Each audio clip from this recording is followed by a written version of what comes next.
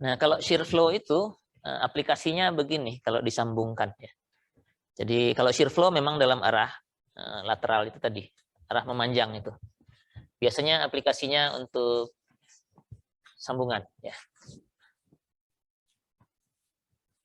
Misalnya saya punya penampang begini.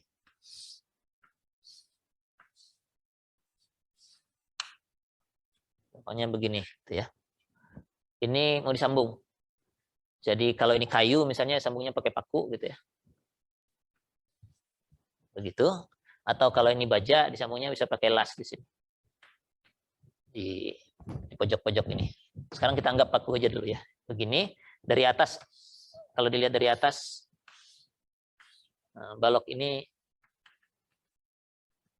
yang tengahnya.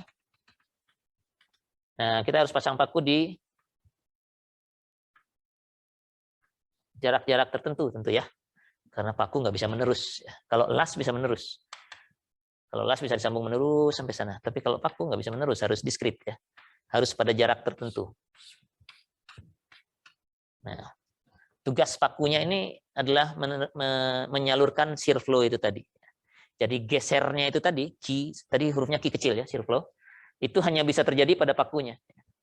Karena kalau yang nggak ada pakunya, nggak putus antara yang atas dan bawah ya. Jadi nggak ada geser di antara atas dan bawah yang tersambungkan.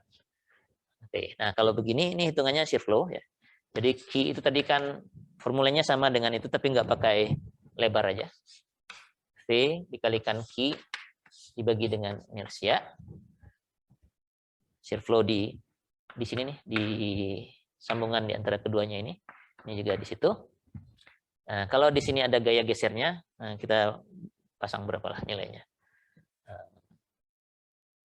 Atau saya bisa dalam V dan Q aja dulu.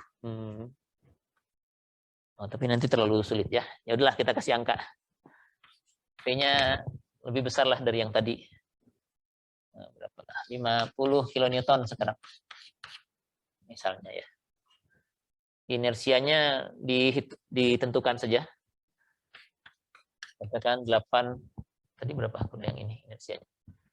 Ya, kali 10 pangkat 9 misalnya, milimeter pangkat 4. Dan yang kita perlukan cuma lebar yang ini aja ya. Lebar ini.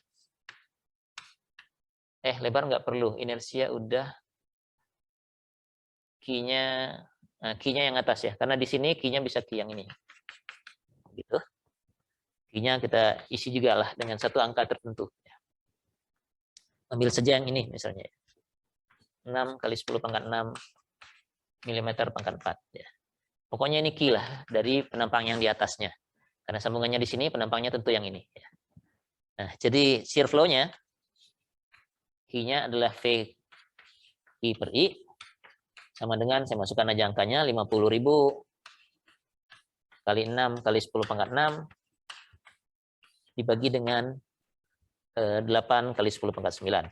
Ya. Misalnya.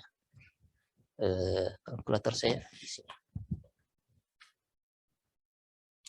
50.000 kali 6 10 pangkat 6 dibagi 8 kali 10 pangkat 9. 37,5. Ini satuannya Newton dan milimeter ya. Jadi ini gaya persatuan panjang, ini Newton per milimeter.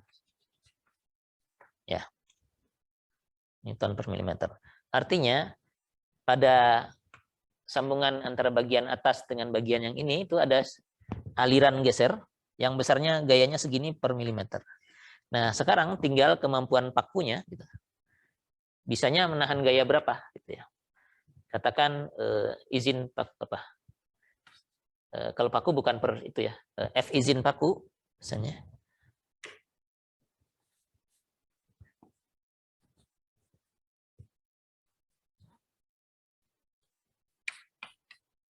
F izin paku, dia boleh kena geser. Nah, kalau ini geser langsung ya di pakunya. Dia boleh kena geser berapa begitu. Kalau kita pakai angkanya berapa ya biar bagus. Ini Newton per milimeter, kalau saya ubah jadi kilonewton masih sama ya per meter ya. 37,5 kilonewton per meter gitu ya.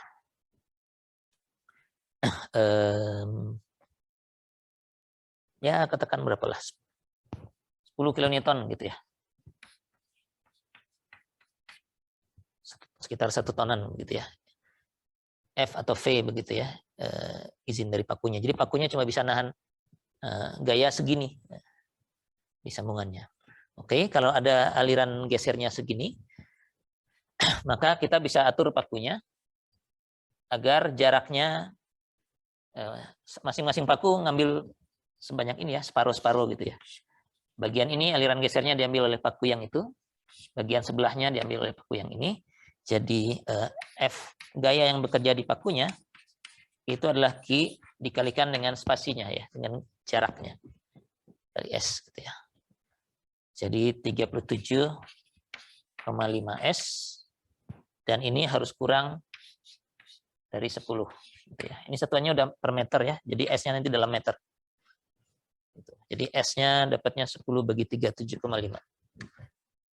Spasinya 10 bagi 37,5.